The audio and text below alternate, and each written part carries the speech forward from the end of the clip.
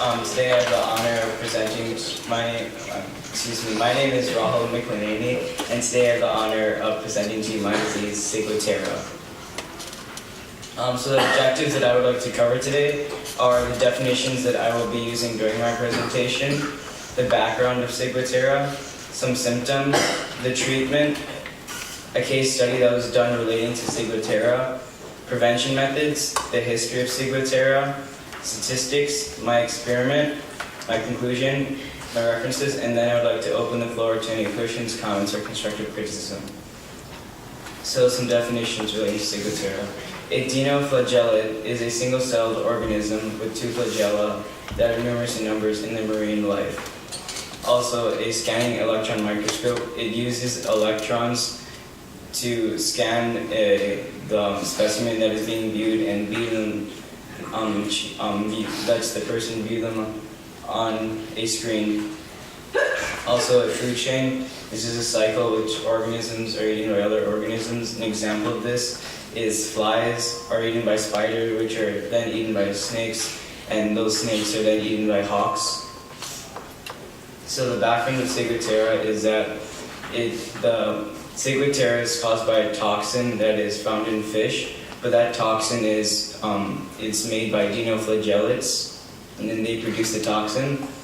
So what happens is that once the toxin is ingested by the person, they have a Ciguatera, and it is a leading fish poisoning disease, passing up scombroid fish poisoning and paralytic fish poisoning. So the symptoms that you will encounter when you contract Ciguatera are nausea, vomiting, muscle pain, numbness, tingling, and abdominal pain. And then some more severe symptoms are that the teeth feel loose, there is severe itching, chills, rashes, paralysis, and shortness of breath, and comas. There is no cure for Ciguatera, but there are some treatments to help with the symptoms. So there's Ipecac, and that helps because you might be able to stop Ciguatera. This is an exception. So what it does is that it induces the person to vomit, and that may help the toxin come out of your body, and you may be able to prevent it. And then there's also mannitol, and that reduces the strain that you have when you urinate, and it helps relieve the pain. Also, amitriptyline and gabapentin, they also help relieve with the neurological symptoms. And just basic Tylenol and Advil, they also help with pain relievers. To diagnose Ciguatera, there is no test needed. You simply go to the doctor, and based on the symptoms, since it is the only way he can diagnose you with Ciguatera. A case study was done relating to Ciguatera, and it involved a man named Raymond Morse. And Raymond Morse, he went to Fiji on a trip for 3 weeks, and while he was at Fiji, he ate some barbecued fish. And a few hours later, after he ate the barbecued fish, he began to feel some pain and numbness. And so he asked one of the locals, and after examining the remains of the barbecued fish that Mr. Morse had consumed, the local told him that it was a fish relating to Ciguatera, because there's common fish that carry Ciguatera, such as barracuda. And so after he asked the local, he went to the hospital where he was given treatment. And after a few days, his oxygenation level was good enough, and he was released. After that, after he was discharged, he went back to his home country, where he recovered using the treatment methods that I discussed before. Also, when he was in Fiji, he fed the remains of the fish to a cat, and he later found that the cat had died. Also, some lessons you can take from this case study is that this shows that not only humans can be affected by Ciguatera, but also animals like cat. Also, freezing or cooking the fish will not affect the toxin, and it will not destroy it. So even though the fish was barbecued, he was still able to contract the toxin that causes Ciguatera. Some prevention methods are that you should buy smaller fish because, like I said before, the food chain, the toxin is consumed by smaller fish and that is eaten by bigger fish, and so the chance that that fish will have ciguatera is less. And also, if it is a smaller fish, then the amount of toxin in the fish is smaller. Also, you should have a good relationship with your fishermen, since this pertains to people that go to the fish market and buy the fish. And if you are nice to your fisherman, then he will be nice to you and always check the fish and make sure that you don't contract ciguatera. It does not hurt to be cautious, even though the mortality rate is less than 0.5%. And so you still don't want the symptoms. You should always just check the fish. Also, you should avoid fish like amberjack, grouper, snapper, and barracuda, because those are the most common fish to carry the toxin. The history of ciguatera is that the first discoverance of ciguatera is unknown, but there are some entries in journals that were found, such as Pedro Martiri de Angeleria wrote about ciguatera in the Chronicle of the Indies in 1555. Also, there was an outbreak in China during 600 BC. And also during the time of Alexander the Great, soldiers were not permitted to eat fish because there was a chance that they might contract ciguatera, and they didn't want any soldiers to fall behind because that would be one less soldier to fight. Some research that was done in the past that helped us today was in 1959 when Randall hypothesized that the toxin was eaten by herbivore. The toxin was introduced into the food chain, and then herbivores fish were ate it and not carnivorous fish. Also, the information was progressed further when Yamamoto and his colleagues discovered the adenoflagellate and the structure of it.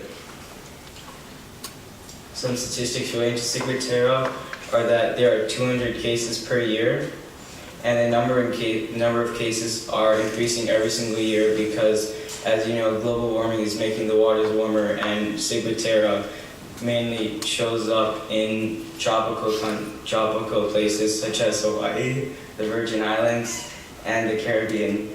In the U.S., the places with the most cases of ciguatera are Florida and second Hawaii. Also in the Caribbean, because the cases are so high, the fishermen will not take a fish that is more than 20% of having a toxin because they don't want to let anyone contract ciguatera.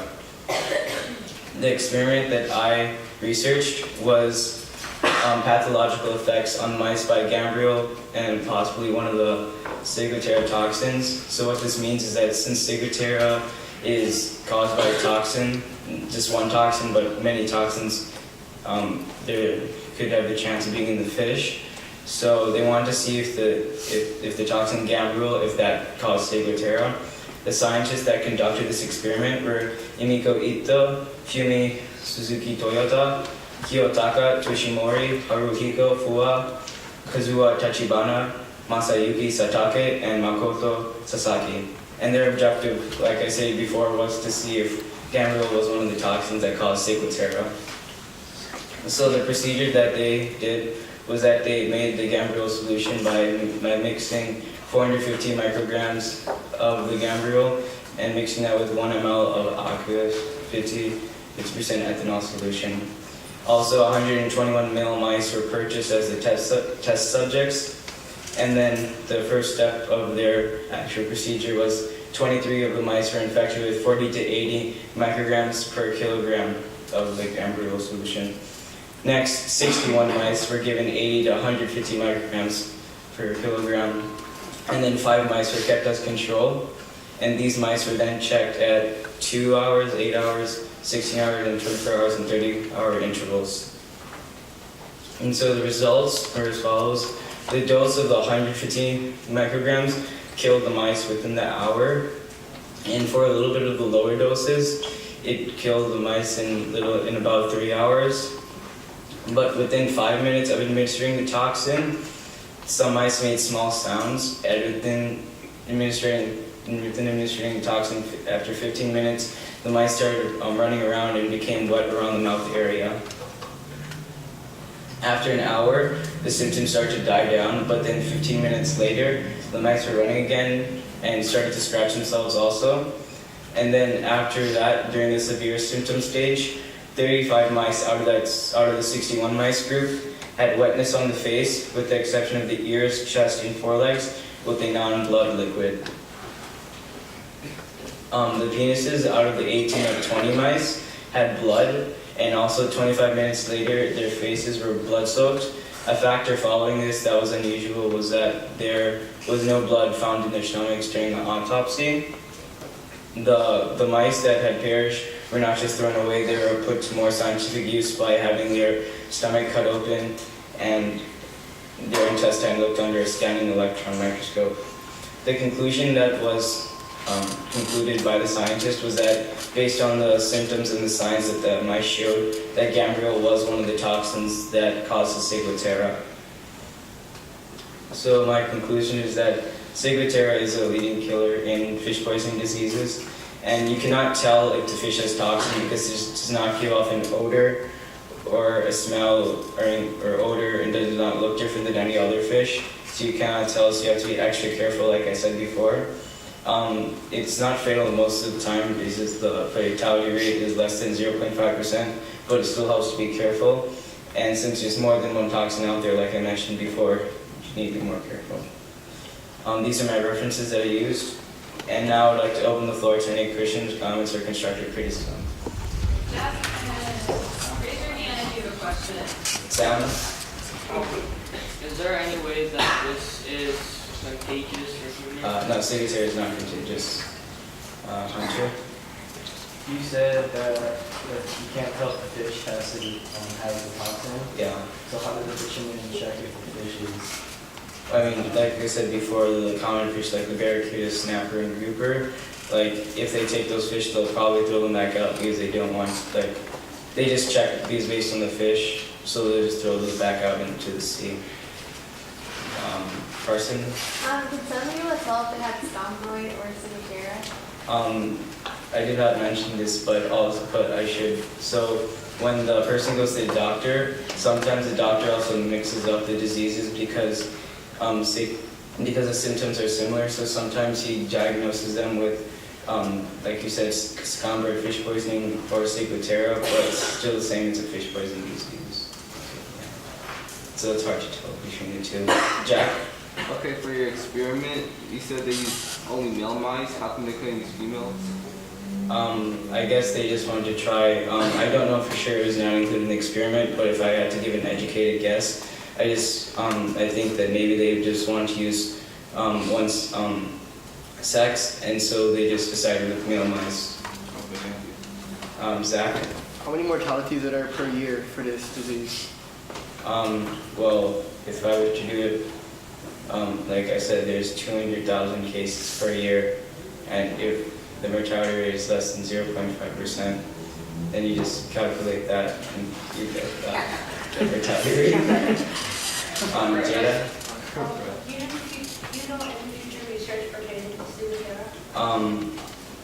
If I were to, that was not included in my research, but if I were to guess, I would just say that scientists are just trying to find better treatment for the symptoms because since the mortality rate is so low, I don't think they're worrying about that, but they should. But the symptoms, since they're severe, they should try to find something to better take care of the person.